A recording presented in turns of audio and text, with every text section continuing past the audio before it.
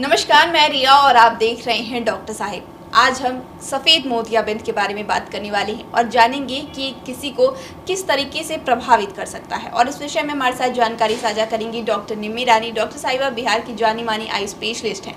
तो डॉक्टर साहिबा बहुत बहुत स्वागत है आपका हमारे चैनल में। नमस्कार। आज हम जानने वाले हैं आपसे कि सफ़ेद मोतियाबिंद ये किस तरीके से किसी की आँख को प्रभावित कर सकता है।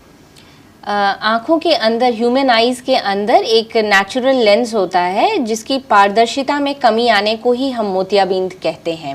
अमूमन ये बिल्कुल ग्लास की तरह क्रिस्टल क्लियर होता है और जैसे जैसे उसमें ओपेसिटीज़ आने लगती हैं तो रोशनी धूमिल होने लग जाती है, रोशनी में कमी आने लगती है। इसी अवस्था को हम कहते हैं मोतियाबिंद का होना, या जिसको सफ़ेद मोतियाबिंद कहा जाता है। तो अगर लक्षणों की बात करें तो किसी को क्या लक्षण दिखाई देते हैं कि कैसे समझे कि उसे सफ़ेद मोतियाबिंद हो रही है। मोतियाबिंद होने का जो सबसे अहम और जो कॉमन मासेज, आम आदमी को भी इस बात की जानकारी है कि मोतियाबिंद जब होने लगता है तो शुरुआत में सबसे इम्पॉर्टेंट है रोशनी में धीरे धीरे slowly progressive diminishing of vision, धीरे धीरे रोशनी में कमी आना। ये सबसे अहम और सबसे कॉमन जो लक्षण है मोतियाबिंद का वो यही होता है। अब इसमें और भी छोटी छोटी चीज़ें हैं, जैसे जो लोग नाइट ड्राइविंग करते हैं वो उनकी एक कॉमन समस्या होती है शुरुआत के दिनों में, मोतियाबिंद जब शुरू हो रहा होता है उन्हें ग्लेयर बहुत ज़्यादा होने लगता है। सामने से जो ट्रैफिक लाइट आती है उससे रोशनी, आँखें चौंधियाना, ग्लेयर का कंप्लेन करते हैं लोग जब मोतियाबिंद आता है। इसके अलावा ऑल्टर्ड कलर परसेप्शन, कलर को पहचानने में थोड़ी सी दिक्कत आने लगती है, ये भी एक मोतियाबिंद का ही लक्षण होता है। इसके अलावा बच्चों में, जो छोटे बच्चे होते हैं उनसे तो पता नहीं चलता क्योंकि वो अपने लक्षण, अपने सिम्टम्स शेयर नहीं करते, उन्हें आभास ही नहीं होता कि उन्हें कोई दिक्कत आ रही है। ऐसे में पेरेंट्स की रिस्पॉन्सिबिलिटी होती है, अगर आँख के बीच के हिस्से में किसी भी प्रकार की सफ़ेदी उन्हें नज़र आए तो वो इमीडिएट एक पीडियाट्रिक ऑफ्थाल्मोलॉजिस्ट को कंसल्ट करना चाहिए। वो बच्चों में होने वाला मोतियाबिंद हो सकता है। इसी को हम मेडिकल साइंस में कैट्स आई, बिल्ली की जैसी चमकती हुई आंखें दिखना, ये एक मोतियाबिंद का लक्षण बच्चों में हो सकता है। तो किस तरीके से कोई इसका इलाज करवा सकता है डॉक्टर के पास जब जाता है? तो क्या ऑपरेशन ही उसका एक बेहतर ऑप्शन है या फिर कोई और कारणों से या फिर दवाइयों से भी इसे ठीक किया जा सकता है?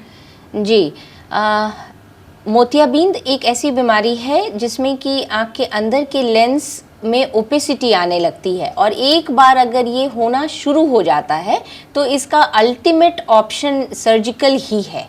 जब तक हम कैटरैक्ट को सर्जिकली रिमूव करके आँखों में लेंस इम्प्लांट नहीं करते हैं तब तक रोशनी में सुधार नहीं हो सकता। अब ये सर्जरी करनी कब है, ये एक बड़ा महत्वपूर्ण सवाल होता है।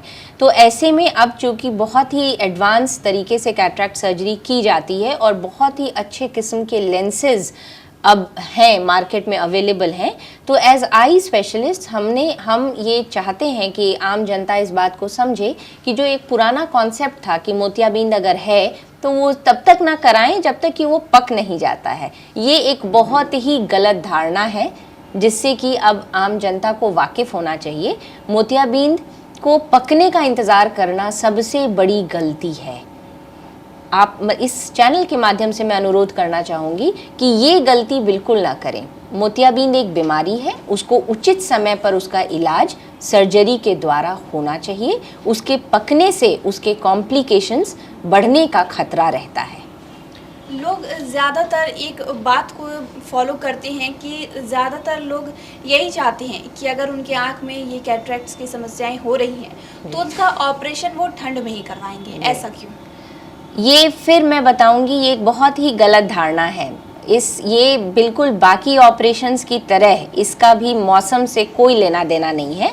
और हर सोशल अवेयरनेस प्लेटफॉर्म से मैं अपने सारे श्रोताओं को ये बताती हूँ और उन्हें अवगत कराने की कोशिश करती हूँ कि मौसम से मोतियाबिंद के ऑपरेशन को बिल्कुल जोड़ कर ना देखें। मोतियाबिंद अन्य सभी बीमारियों की तरह एक बीमारी है जिसका उचित समय पर इलाज होना चाहिए। अगर सर्जरी की ज़रूरत है तो वो सर्जरी होनी चाहिए। हमने देखा है कि किसी मरीज़ को गर्मी में देखा गया, उसे बताया गया कि मोतियाबिंद है, और ये जाड़े के इंतज़ार में लोग अपनी आंखें खराब कर लेते हैं, क्योंकि मोतियाबिंद आँख के अंदर पक के अगर फट जाता है तो वो आँख फिर हम कभी वापस नहीं बचा पाते हैं। जबकि ठीक उसके उलट अगर गर्मी में देखा गया, ऑपरेशन बताया गया, समय से अगर ऑपरेशन हो जाता है तो ज़िंदगी भर के लिए वो आँखें सुरक्षित हो जाती हैं। एक इंसान बचाव कैसे कर सकता है ऑपरेशन के बाद, क्योंकि मैंने भी कई बार लोगों को देखा है कि वो ऑपरेशन करा के आते हैं और उसके बाद वो निश्चिंत रह जाते हैं। उसके बाद कुछ दिनों तक दवाई चलती है और दवाई के बाद वो लोग बिल्कुल दवाई बंद कर देते हैं या फिर वो लोग डॉक्टर के पास दोबारा सलाह लेने के लिए नहीं जाते। तो किस तरीके से वो बचाव कर सकते हैं, उन्हें क्या बदलाव लाने की खुद में ज़रूरत है? ऑपरेशन के बाद हाइजीन सबसे ज़्यादा अहमियत रखता है और साथ में दवाइयों का प्रॉपर कंप्लायंस, ये दो चीज़ें हैं जो बहुत इम्पॉर्टेंट हैं किसी भी सर्जरी के सक्सेसफुल आउटकम के लिए। अपनी गंदी हाथों से किसी भी वजह से आँखों को टच ना करें। दवाइयाँ जो डाली जाती हैं उन्हें ठंडी जगहों पर रखें। अक्सर महिलाओं की खास तौर पे आदत होती है कि किचन में काम कर रहे हैं, दवाइयाँ वहीं रखी होती हैं उनकी। गर्म जगहों पर दवाइयों के आई ड्रॉप्स के बॉटल बिल्कुल नहीं रखने चाहिए। और इसके अलावा जितने डोज है, जो प्रॉपर मेडिसिन का पोस्ट ऑपरेटिव जो दवाइयों का डोसेज है, वो बिल्कुल समय पर कंप्लीट करें।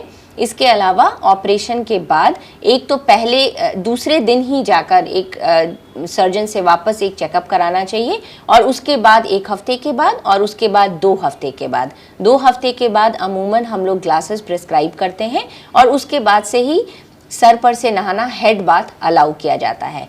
तब तक आंखों में पानी जाने से परहेज करना चाहिए।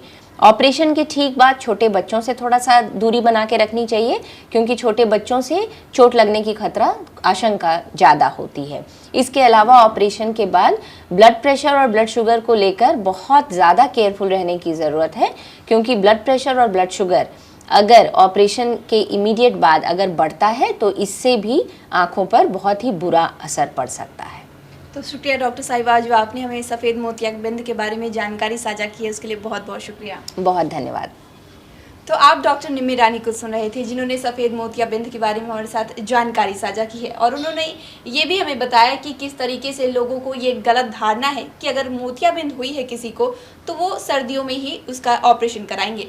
तो इस विषय में आप क्या राय रखते हैं, हमें कमेंट करें, ज़रूर बताएं। चैनल को सब्सक्राइब करें, फेसबुक पेज को लाइक करें।